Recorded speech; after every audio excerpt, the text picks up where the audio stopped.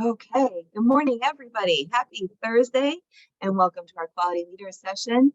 I am Alyssa Fishel from CCME. I'm here with Chris Williamson, and we are going to be leading this conversation and roundtable today on staffing strategies and discussion. So it is a open conversation. I do encourage you to join with us and talk through some of the experience that you're having. We can share some of the challenges that we're seeing, some of the best practices, or maybe some ideas that we have for best practice development. Before we get started into our topic, and I do want to go over some of the basic information. This session is being recorded so that we have it available for future reference, and we will be sharing the copies of the slides at the completion of the meeting. If you'd like to please share any information you have in our chat box. We will also go over and continue to talk about what we're seeing with COVID and the public health emergency, of any new ideas or tips at the beginning of each session, just so we can all move forward and navigate through the anticipated ending of the pandemic, the public health emergency. So this week, still showing about 47% up-to-date status coming out of the NHSN data. We are also seeing a small bump up from NHS week ending February 5th, 2023. We saw a small bump up for increased COVID count. We had 150 positive cases at the end of that week and a COVID rate of 8.9. Still down, and if feeling good about it, continue to be on the downward slide. For community COVID levels, we talked a little bit about this last week. We are showing some movement happening in transition to COVID-19 community levels. And then for the transmission rates, the community transmission rates is what we are really focused on in the skilled nursing realm to ensure that we're at interventions, we're looking at steps going forward of manage and mitigate those changes. We are still showing in the high and substantial levels across the state. So please be mindful to be checking those pieces through.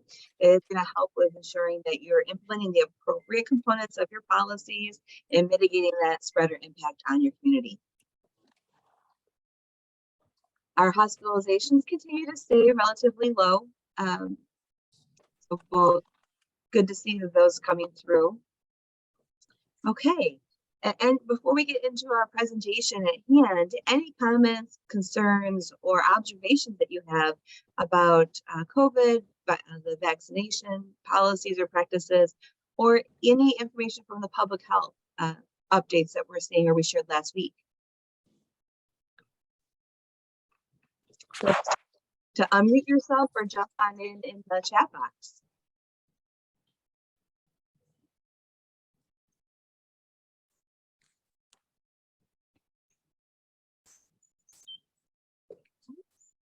Not seeing too many questions, which is good.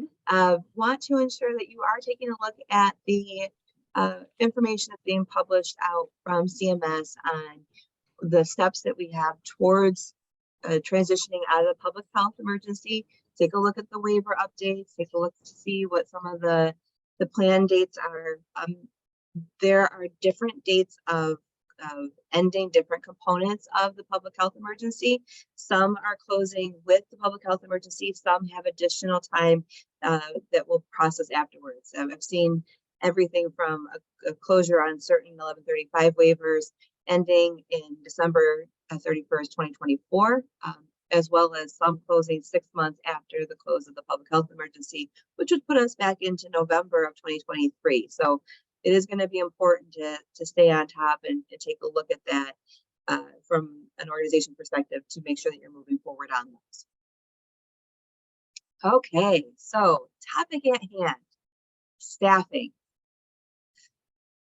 I think as we're looking at this and we think about staffing, the idea of we're hiring comes to mind. And wouldn't it be fantastic to have a button on our laptops or our computers that we were just hitting the hire button left and right? The Kaiser Family Foundation, as well as many other organizations, have been doing a lot of research on what we're seeing happening in staffing and work transitions. We're coming through the Great Resignation period where we've seen more individuals resigning from positions. There's a higher focus and level of interest in gig working. I had to research what gig working is, and gig working is those part-time jobs, or not so part-time. They're the non-permanent jobs that people are searching for that gives them certain flexibilities of what they're looking for in their lifestyle. So some examples might be working for delivery services or driving services such as Uber or DoorDash, some of the grocery shopping services that are on demand or concierge level services. We also see that there is gig services being implemented in the professional realm, such as nursing, in having staffing agencies hiring an enormous amount of people that are kind of taking control of what their work schedules look like and what their work-life balance looks like.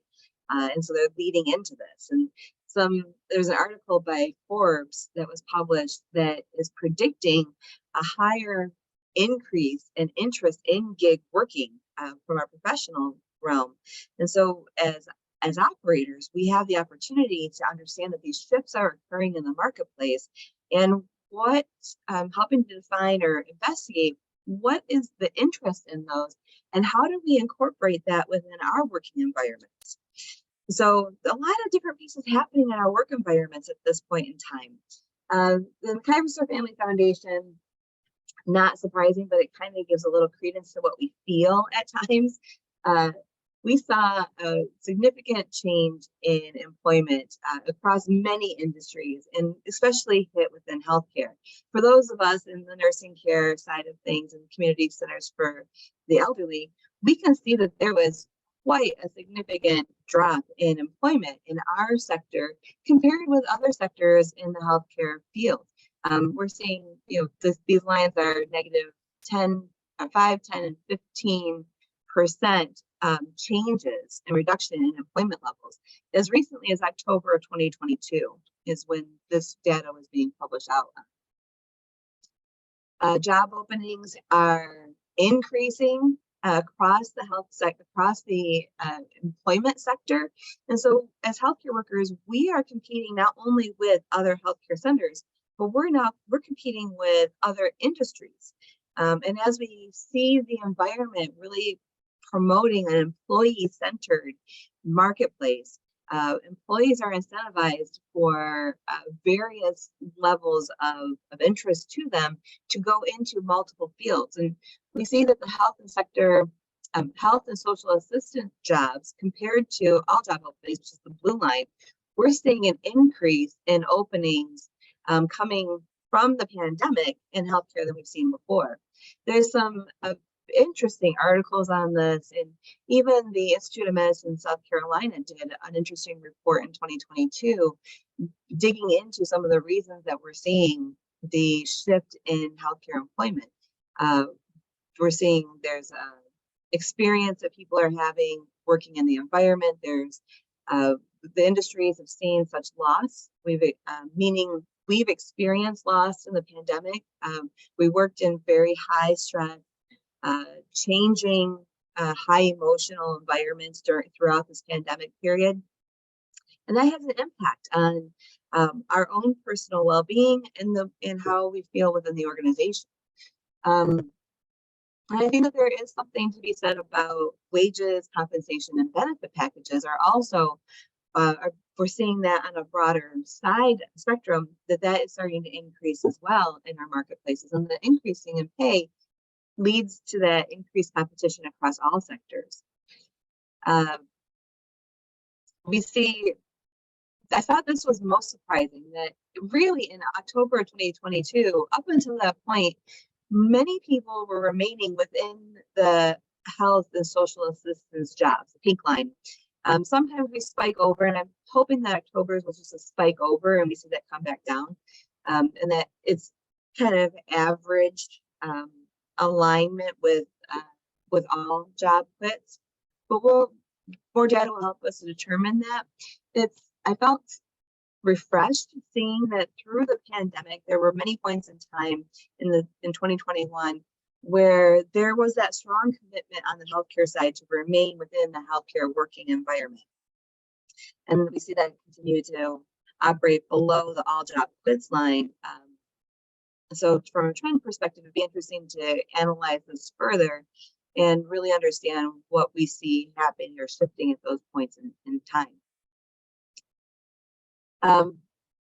And getting back to the compensation and benefits point of interest, we've also seen since 2020, April 2020, when the pandemic first started, we've seen the average weekly earnings are increasing across the board for employment in all industries, which is the blue line, but specifically within the healthcare industry as well. That started to really get above, and we have multiple months demonstrating continued growth within the healthcare sector from a wage perspective. So more alignment to remain competitive in our fields. This line kind of breaks out healthcare, where we see the biggest adjustments happening, and it's nice to see. It's not surprising, but nice to see that nursing facilities and community care facilities for the elderly are really on the lead of the other healthcare sectors of increasing their wages, and we can see the cumulative percentage change. We're talking pretty significant adjustments from 5, 10, 15, 20, 25%.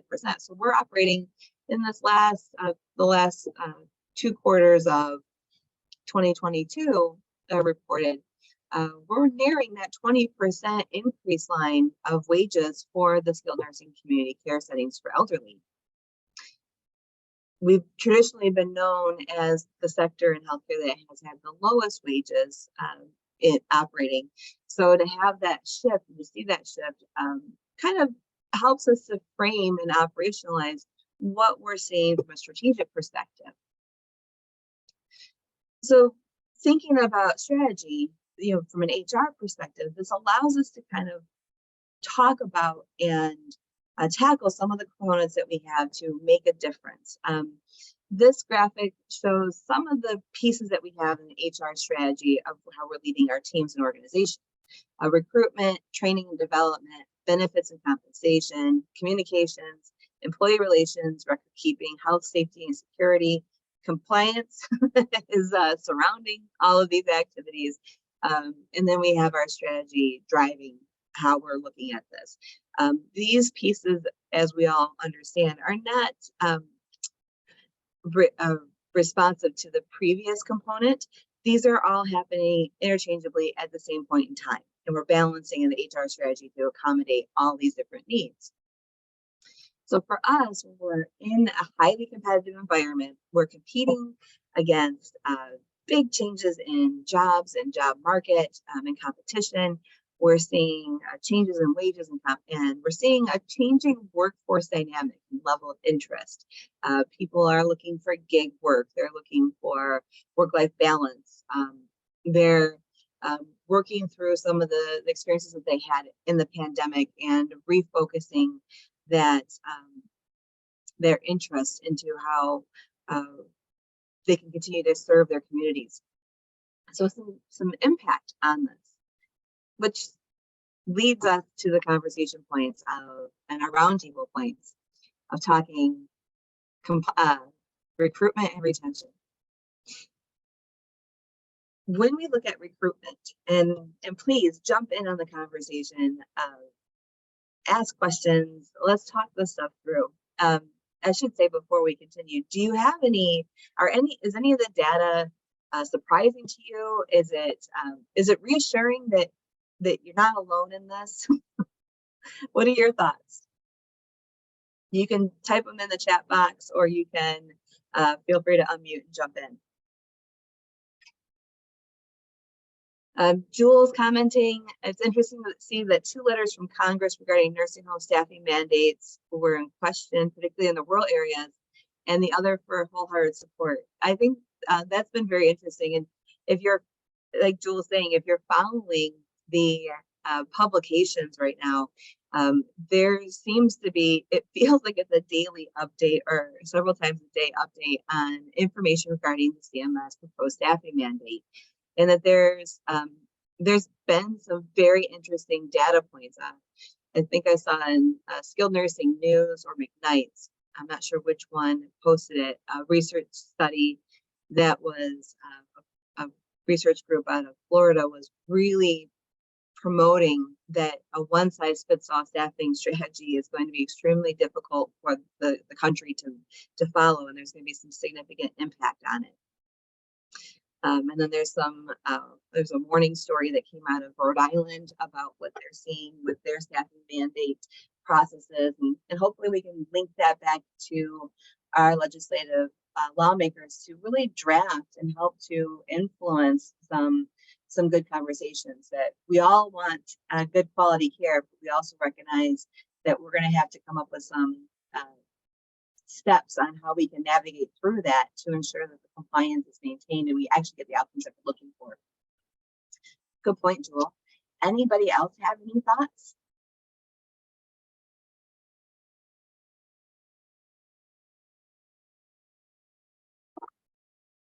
Okay, well, feel free to jump in if you have any more.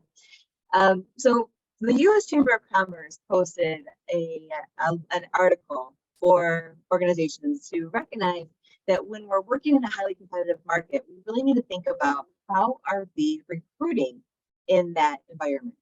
And the Chamber of Commerce really supports small businesses.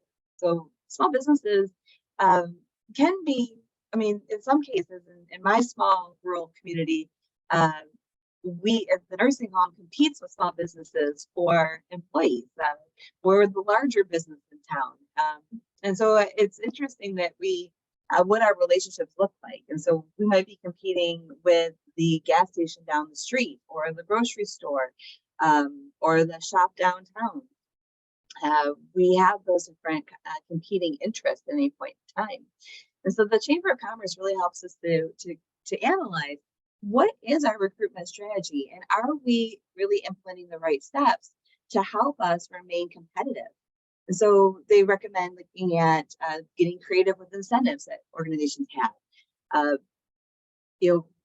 Why would somebody want to work in our environment? And we see in healthcare, many of the people that work in our environment are there to make a difference. There was somebody in their life that touched them in their heart, and they want to share that with other individuals. They want to have that same impact and give that love to other people. And so how do we explain what that looks like? Think about how we get that message across. We want to put our network to work. So that's not just saying who we know, but think about that from a business perspective. If I know 10 people that know 10 people, then we start to branch that out. But if I have 100 employees in my building and 100 employees each know 10 people who know 10 people, our network starts to get really big. And our network really starts to have far-reaching implications. We can connect with people to see what their needs are. We can have referral bonuses in place or incentive plans in place. We can communicate with our teams and help them understand that we're looking for good team members to join us, to come work with us and help our team grow. In having those conversations with our employees of what would make our team feel better, what would make it be a better environment to be in. Sometimes you get some off-the-wall things that may work and sometimes they may not work, but opening the conversations and then building that network, getting them to work with you helps to influence those outcomes. We can also do a group campaign where we're encouraging people to post share their positive stories about what it's like working in the environment, and having those testimonials, having a postcard or a bulletin board that's recognizing the benefits of working or what we see, and giving our employees that time to reflect on the benefits in our environments. We want to promote our job openings in the right places. And so as the operators, the U.S. Chamber of Commerce is recommending that we're looking at how are we utilizing our job posting services, and are we in the right places? And that can change. It can change depending upon our region that we're in. It can change depending upon what our market looks like. When I was as an administrator, I was part of a large organization that had facilities across the state. And we found that what worked in one part of the state and what they were doing, it wasn't working in the other part of the state. One part of the state had a really active job board that people were engaging in, and that wasn't active on the other side. And so as the operators, we have to do that investigation. We have to help our HR team dig into and verify that we're in the right spots and what's happening. We want to communicate that passion that we have, and that's that we make a difference. What we bring in skilled nursing is special. It's a special part of the healthcare side of operations. And I think telling that story and communicating that story and connecting with the passion of other individuals and bringing them into our industry is a game changer. I thought the final recommendation the U.S. Chamber of Commerce made was really spot on, is that we have to move quickly to find the right candidate. Applicants it's like gold when you're in a competitive environment, when we're competing with everybody. We recognize as employees that we have the ability to apply for almost anything. If I wanted to be an astronaut, I would have a better chance today being an astronaut than I would have had a better chance 15 years ago. The market is shifted in such a competitive environment. So people are really able to start to search and find those roles that they are passionate about. And the job market really allows for people to move through those decisions. One of the company I worked for, we used to, what I would call, passively recruit. So we waited for people to come to us and submit applications to us. And in an environment that is so competitive, passively recruiting has an impact on what your outcomes look like. An employee can come to an interview with me today. They may also have 3 interviews with other companies that day. If somebody hires them on the spot and gets them through the onboarding process, they can start working within, a week or 10 days. They're going to take it. The employees are doing their research. They're looking. They know what their benefits that they're looking for. They know what's important to them, and so we have to recognize that that's the market that we're in. It got to the point for me that one of our measurements that we had for posting positions was to take a look at how many applicants we received based off of a job posting, how many people did we invite to interviews, and what the time frame was for those interviews, and then how many people actually showed up after we offered them a job. So we were able to track down that if we had a delay from interview to call back for a position within 3 days, we were able to see what our rate of return was on that particular activity. Saw that the longer it took for us to return to hire, then we saw a lower reduction in actually bringing those people on. There's caveats that have to be in play with this, and please know I recommend you're looking at your whole HR strategy and your whole HR process, because we still have to ensure that we're providing safe care, that we're hiring the right people. So you want to make sure that the offers that you're making have the appropriate language in them, that you have the ability to proceed forward with doing the background checks and requirements that we have within skilled nursing. If they're failing those, that we're not held liable for backing or pulling the job off. So please ensure that those pieces are all in place as you're looking at this and you're expediting what your system does for hiring.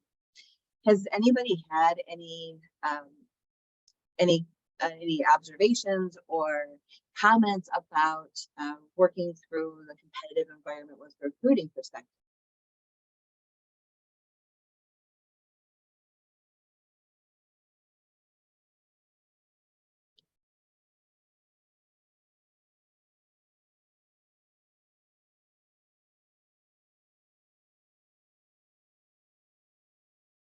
Joel brings up a fantastic point. It's so important to be open regarding the truth of what the job really entails. And onboarding just has to have that you don't want someone just your onboarding just leave because of frustration. We really need to analyze that. This is a fantastic point. Explain what the job entails. Explain if you're in transition. I've had conversations with teams and saying, we're in a growth period. Our team has been through a lot of different challenges. We've served our community. We're very proud of what we've done. And we've had some people that take care of their needs. And so we're in a regrowth period, and we're looking for someone that wants to be a part of that. We're going to work together. We need to be able to talk through some of the challenges that we're experiencing. And if you're looking for that opportunity to be engaged and have a voice, we need that. If you have a job that's requiring every other weekend and you're having, or every other holiday, that you're talking through that up front so people know what they're walking into. And if they have questions, let's talk through what the expectations, let's talk through what a day in the life would look like. We can't be afraid to explain what our jobs look like. And again, in our industry, many of our jobs are similar center to center. And so I think that being able to discuss or highlight what's important in your job, or what's important with your team, that's value to them, that we can work through these together, what that mission and vision is in the organization, helps to make that clear as they're making those decisions. Good point. Okay, so retention activity. When we're in a highly competitive environment, one of the greatest resources that we have is maintaining the staff that we do already have in our buildings. If we can reduce our turnover and increase our retention rates, that allows us to have more increased stability. And so just as there's a lot of research out about what the market looks like, there's a lot of information out about retaining and retention strategies in the organizations. So I kind of summarize a few of the bigger hitters out there for research. We have the Society for Human Resource Management, which is SHRM, Forbes Advisor, and some articles from the Harvard Business Review. They were publishing best practices based on research that was conducted in their organizations that they found on some of the big impacts that we have. I summarized those into buckets of the similar focus for ease of conversation. But at the bottom of the slide, there's the links to those articles. So feel free to take a look at those further or share those with anybody else. This is just hopefully a roundtable of some of the best practices that are seeing published out there, and look to see what you may think of or what you feel about this. So number one bucket, make sure we're hiring right. We need to avoid warm body hiring, but we need to be strategic about what we're doing. There's going to be times where a gig worker coming in would be a great addition, or how we could build a program around gig workers. Maybe a gig worker for a company that has multiple buildings in an area. Maybe a gig worker is somebody that can do coverage between buildings, or gives us that backup coverage for vacations or illnesses, or transitions in positions. I've seen some companies have used in the past like administrator and training positions as a position for development in an organization, that then allows us to have resources on hand to cover the potential opportunities for openings in the future, as well as develop that training of that person coming in. So you want to hire right. We want to make sure we're taking the time, and that we're bringing people on that are going to be adding to our communities, and that we're communicating what that plan is with our team members.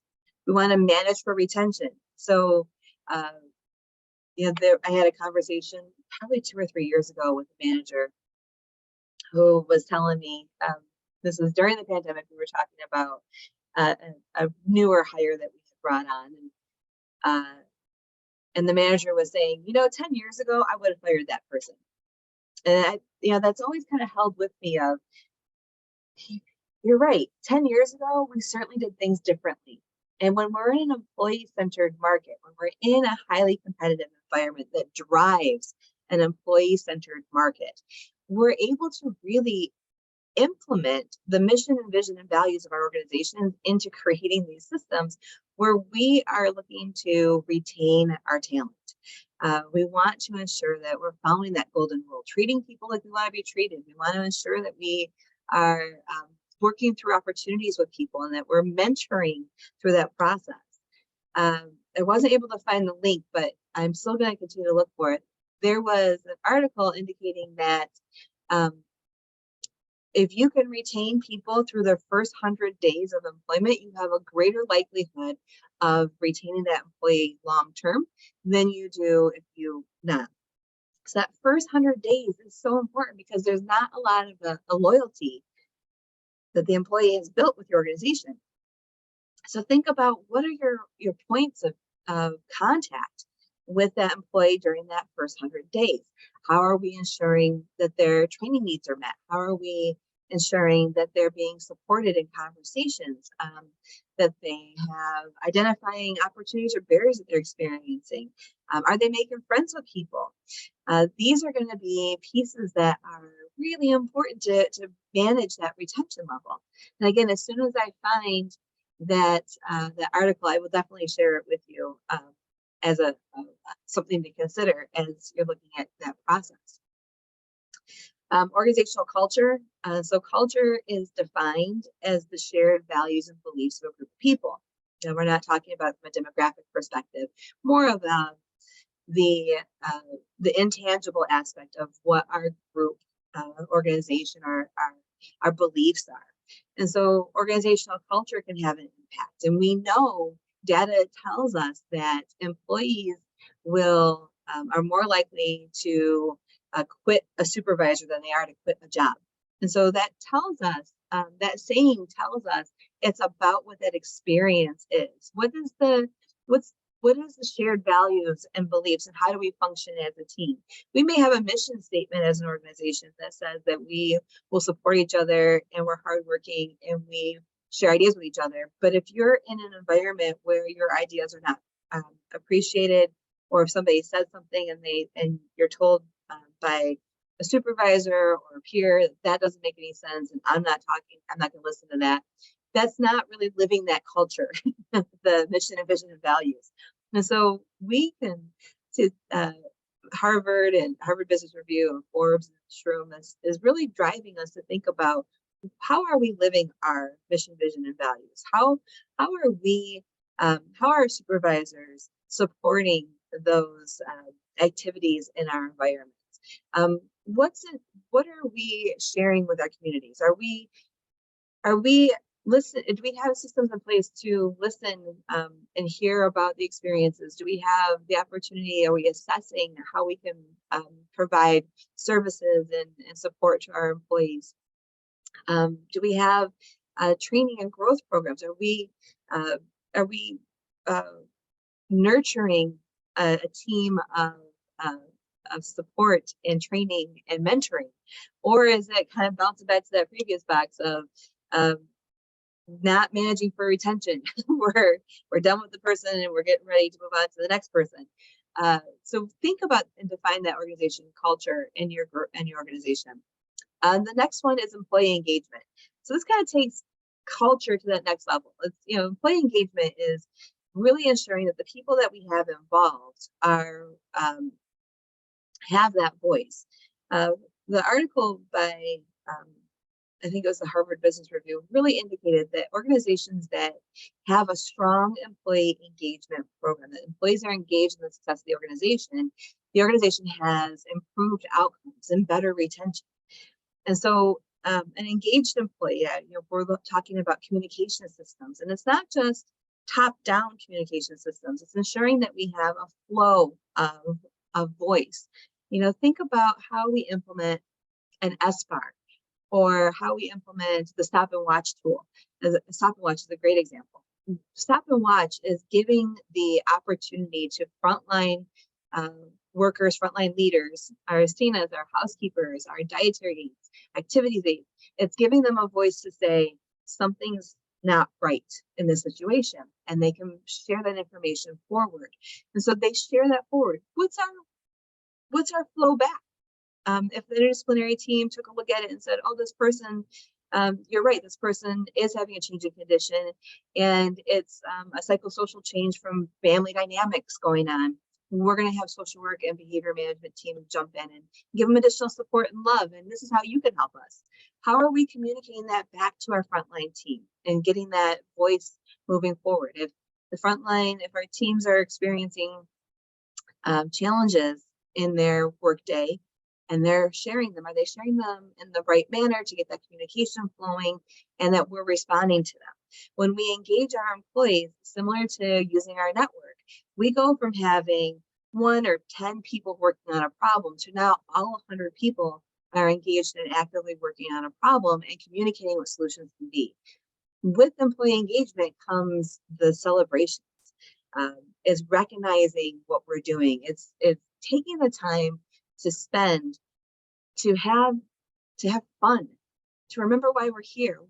We're people caring for people. We are the people that have the ability to have some of the most important impacts on other people's lives. And I think about the number of residents who I've just touched my heart in such a way. From my residents that would come and visit me every day to tell me about what was going on in the building. I mean, and I don't say that as I think we all know what the experience is like. Telling me about they were doing a dance off in activities and that Bill won the dance off, but that Mary did a really good job and you should have seen Mary go at it.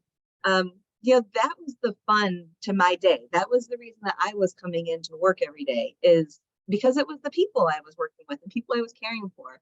And so we need to ensure that we're looking at those strategies and incorporating that and celebrating that. It can't just be another task on the calendar to do. And that's what our research is showing and demonstrating. It's got to be something that is a part of our ongoing strategy. Development and how we can grow our team members. I believe it was Forbes advisor that really talked about how we can use our employees' interest in their development to help them grow. Cross-training or succession planning, finding out who's in school and what they're going to school for and how those skills may allow us to give them opportunities for growth and development, or how we can align to better assist them in moving forward in their careers.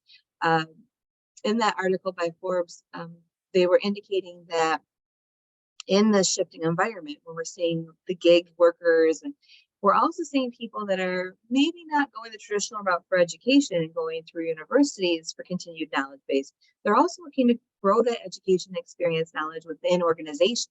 So from a development perspective, if we're able to give a career path or talk about a continued education plan or tuition reimbursement programs that we can work with them on to allow them to continue to reach what their goals are, then we can also have a stronger foothold in our communities and have more engaged employees with us. Because when employees are able to learn and grow and develop, they are interested in that loyalty to the organization as well. And finally, compensation and benefits. We saw in the Kaiser Family Foundation slide that compensation and benefits adjustments are really starting to take a hold, and that we're starting to see those adjustments being made. But compensation and benefits isn't just about money. It can be about other things.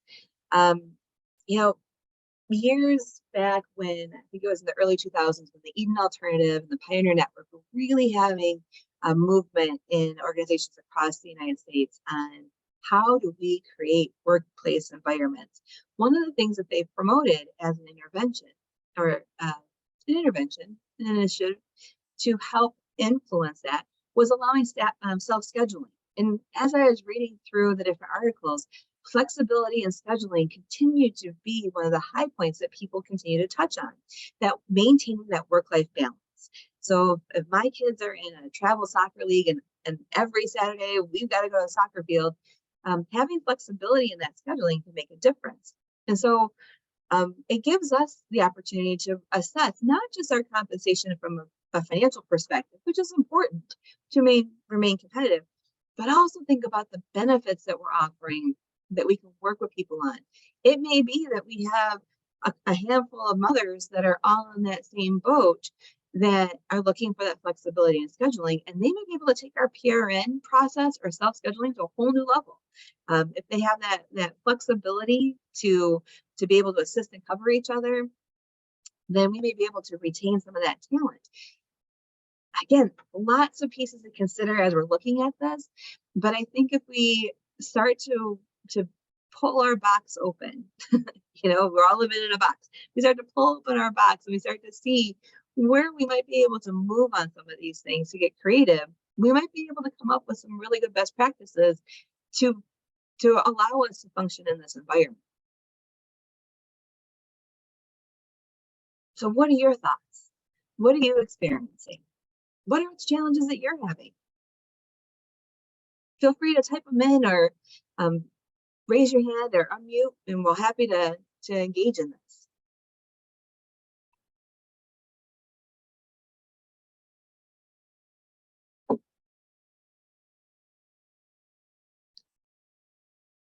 I can tell you from the research that it looks like this is going to continue for a little bit longer. I'm not sure what a little bit looks like. But I had a mentor early on in my career. I was a young administrator in my mid-20s, and had Marge was my mentor. Marge would say, I'm 76 years old. I've been in the healthcare field all my life. I started when I was a baby.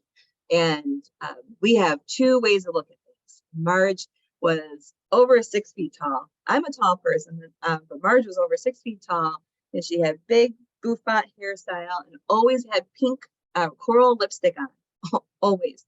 And Marge said to me one day, I said, I don't know, there's so many challenges. How are we going to do this? It seems like every time I turn around, there's a new guidance or a new rule. And I don't know what we're going to do. And Marge said, take it from me, kid. I've been doing this a long time. You have two things you can do. You can swim against the current of change. Just get out there and swim as hard as you can against it. Or you can get a surfboard and you and me can hang 10 and we can make this change to our benefit. And I've always thought about Marge saying, this is the experiences we're going to have. And if we understand and we can analyze what's going on, if we can see the data behind it and know that it's not just what we're experiencing, we can get to the root cause. This is a bigger opportunity for us. Then we can get that surfboard out and we can navigate this and we can adjust to what those changing conditions are. So I think I agree with Marge. It's time that we get our surfboards out and we're starting to work together and are able to share some of the experiences that we're having. Maybe not necessarily sharing our best practices. I know that we're competitive and we need to ensure that our centers are covered for our resident needs. I get that. But we can share some of the challenges we're experiencing. Look at what the research is telling us. See that the data demonstrates that it's not just something that we're experiencing internally within our areas, but it's a much broader opportunity for us. And that allows us to dig a little bit further on it. So we definitely will be hanging 10 together. Okay. Part of our presentations every week is to talk about some of the resources that we have available to us. And one of the opportunities that came through this week that we really want to highlight is the South Carolina Health Alert Network. If you are not signed up for it, please remember to do so. If you are changing positions or you've changed positions, remember to update your contact information with South Carolina Health Alert Network. This is a protected web-based tool. It's pretty easy to follow the registration, and it provides routine updates or emergency updates on big things that are happening. So outbreak notices, transmission notices, anything emergency preparedness that's coming through. It allows for one ease of communication system for all of us to be connected. And it connects us not just in the nursing home realm, but it also connects to the EMS providers, and connects us to health care hospital providers, multiple layers of individuals are tied into this network, and allows for one easy method for updating multiple people on those needs. It is managed through DHIC, and so this data that's coming through will be followed and released through the DHIC services. So feel free to jump on to that link and enroll. It does have a lot of value, and my experience with the health alert networks is the information that I was able to get real time was amazing. Even several years ago, I shouldn't say a few, it was probably 10 or 12 years ago now, was on a health alert network as a nursing home administrator and had been notified. They sent it regionally. I was an administrator in Michigan at that time. They sent it regionally to us, so notified us that a nursing home had a fire and that they were looking to send temporary shelter for, I think it was 78 residents. And so those of us in the 4 counties surrounding that nursing home got the notification at, I think it was 8 o'clock at night, to be able to call them and say, this is how many beds we have, this is what we can do to help.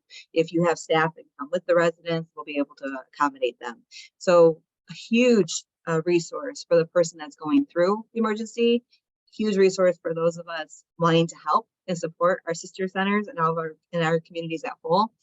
And then we take it to a whole nother level when we look at disaster management, emergency preparedness, and infection control, of being able to be on the front side alert of what we're seeing happening so we can mitigate that impact on us operationally. So really want to highlight that. Rebecca is recommending that we have at least 2 people per facility to be registered with South Carolina Health Alert Network.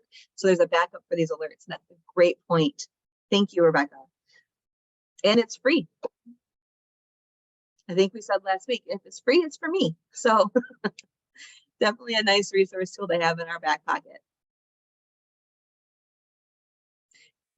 Okay, anybody have any other questions, comments, thoughts?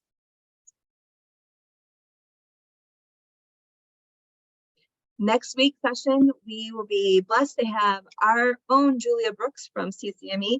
Julia is a registered nurse and a long-time director of nursing and regional operator, a support person for nursing homes. Julia is going to be talking with us about adverse drug events. We have some data that we've been taking a look at. Adverse drug events can affect us in a couple of areas, from opioids use and anticoagulants and diabetics. Management processes. And I think there's going to be some good information included in this on how we operationalize monitoring for adverse drug events and what we see in the industry for it to be mindful of. So looking forward to having Julia present. For those of you that are watching the recording, please let us know if you have any thoughts, questions, or comments. And for those of you joining us with us today, I so appreciate your time. We look like we're going to be ending a few minutes early, so you get some more time back in your day. Hope that you are able to stay safe and stay healthy, and we'll see you around next week. Thank you, everybody.